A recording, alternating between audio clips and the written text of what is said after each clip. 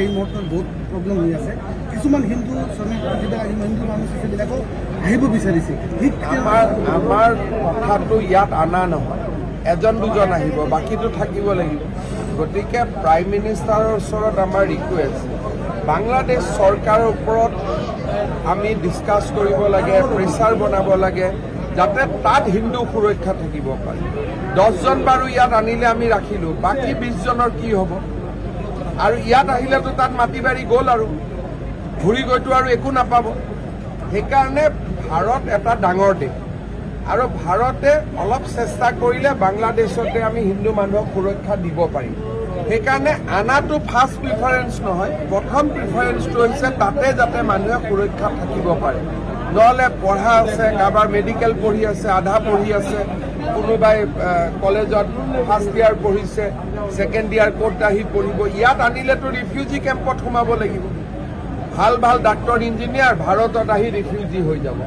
গতিকে আমি হিন্দু মানুহ ৰিফিউজি হোৱাটো নিবিচাৰোঁ, হিন্দু মানুহ আমি সন্মান সহকাৰে জীয়াই থকাটো বিচাৰোঁ। আৰু মই ভাবোঁ যে প্ৰাইম মিনিষ্টাৰে কাম কৰি আছে, খুব সোনকালে আমি ভাল ৰিজাল্ট দেখা পাম। কৰিমগঞ্জত কিমান বাংলাদেশী পুছবেক কৰা হৈছে আৰু কিমান এৰেষ্ট কৰা হৈছে? যোৱাকালিও আমি 3জন বাংলাদেশী পুছবেক কৰিছোঁ, অলপ পিছত মই টুইটত দি আছোঁ। ইয়াতে ডেইলি বেচিকেলি বাংলাদেশৰ টেক্সটাইল ইণ্ডাষ্ট্ৰিটো বেয়া হৈ যোৱাৰ কাৰণে টেক্সটাইল ইণ্ডাষ্ট্ৰিৰ লগত যিবিলাক এমপ্লয়ী ইনভলভ হৈ আছিল তেওঁলোক ভাৰতত সোমাবৰ কাৰণে যত্ন কৰি আছে। আৰু যিমানবিলাক আমি মানুহ ধৰি আছোঁ চবেই কৈ আছে যে তামিলনাডুৰ টেক্সটাইল ইণ্ডাষ্ট্ৰীত কাম কৰাৰ কাৰণে আমি সোমাইছোঁ। তেওঁলোকে ত্ৰিপুৰা হৈ কৰিমগঞ্জ হৈ যায়গৈ। গতিকে অসম চৰকাৰে ধৰি আছে, ত্ৰিপুৰা চৰকাৰেও ধৰি আছে, BSFেও ধৰি আছে। যদি আমি 3-4টা গভৰ্ণমেণ্ট ষ্ট্ৰং কাম কৰি থাকোঁ সোমোৱাটো বন্ধ হৈ যাব। বাংলাদেশ, अमेरिका, हमारे जो यूरोपियन यूनियन, सबका जिम्मेदारी बनता है कि बांग्लादेश सरकार का ऊपर दबाव देना चाहिए और माइनॉरिटीज का सुरक्षा निश्चित करना चाहिए। मेरा विश्वास है प्रधानमंत्री जी उस दिशा में जरूर काम कर रहा है। এই মুহূৰ্তত বহুত প্ৰব্লেম হৈ আছে। কিছুমান হিন্দু শ্ৰমিক হিন্দু মানুহ সেইবিলাকো আহিব বিচাৰিছে। আমাৰ কথাটো ইয়াত অনা নহয়, এজন দুজন আহিব, বাকীটো থাকিব লাগিব। গতিকে প্ৰাইম মিনিষ্টাৰৰ ওচৰত আমাৰ ৰিকুৱেষ্ট, বাংলাদেশ চৰকাৰৰ ওপৰত আমি ডিছকাছ কৰিব লাগে, প্ৰেছাৰ বনাব লাগে, যাতে তাত হিন্দু সুৰক্ষা থাকিব পাৰে। 10জন বাৰু ইয়াত আনিলে আমি ৰাখিলোঁ, বাকী 20জনৰ কি হ'ব? আৰু ইয়াত আহিলেতো তাত মাটি বাৰী গ'ল আৰু ঘূৰি গৈতো আৰু একো নাপাব। সেইকাৰণে ভাৰত এটা ডাঙৰ দেশ আৰু ভাৰতে অলপ চেষ্টা কৰিলে বাংলাদেশতে আমি হিন্দু মানুহক সুৰক্ষা দিব পাৰিম।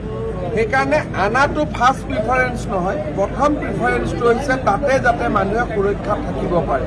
নহ'লে পঢ়া আছে, কাৰোবাৰ মেডিকেল পঢ়ি আছে, আধা পঢ়ি আছে, কোনোবাই কলেজত ফাৰ্ষ্ট ইয়াৰ পঢ়িছে, ছেকেণ্ড ইয়াৰ ক'ত আহি পঢ়িব। ইয়াত আনিলেতো ৰিফিউজি কেম্পত সোমাব লাগিব। ভাল ভাল ডাক্তৰ ইঞ্জিনিয়াৰ ভাৰতত আহি ৰিফিউজি হৈ যাব। গতিকে আমি হিন্দু মানুহ ৰিফিউজি হোৱাটো নিবিচাৰোঁ, হিন্দু মানুহ আমি সন্মান সহকাৰে জীয়াই থকাটো বিচাৰোঁ। আৰু মই ভাবোঁ যে প্ৰাইম মিনিষ্টাৰে কাম কৰি আছে, খুব সোনকালে আমি ভাল ৰিজাল্ট দেখা পাম। কৰিমগঞ্জত কিমান বাংলাদেশী পুছবেক কৰা হৈছে আৰু কিমান এৰেষ্ট কৰা হৈছে? যোৱাকালিও আমি 3জন বাংলাদেশী পুছবেক কৰিছোঁ, অলপ পিছত মই টুইটত দি আছোঁ। ইয়াতে ডেইলি বেচিকেলি বাংলাদেশৰ টেক্সটাইল ইণ্ডাষ্ট্ৰিটো বেয়া হৈ যোৱাৰ কাৰণে টেক্সটাইল ইণ্ডাষ্ট্ৰিৰ লগত যিবিলাক এমপ্লয়ী ইনভলভ হৈ আছিল তেওঁলোক ভাৰতত সোমাবৰ কাৰণে যত্ন কৰি আছে। আৰু যিমানবিলাক আমি মানুহ ধৰি আছোঁ চবেই কৈ আছে যে তামিলনাডুৰ টেক্সটাইল ইণ্ডাষ্ট্ৰীত কাম কৰাৰ কাৰণে আমি সোমাইছোঁ। তেওঁলোকে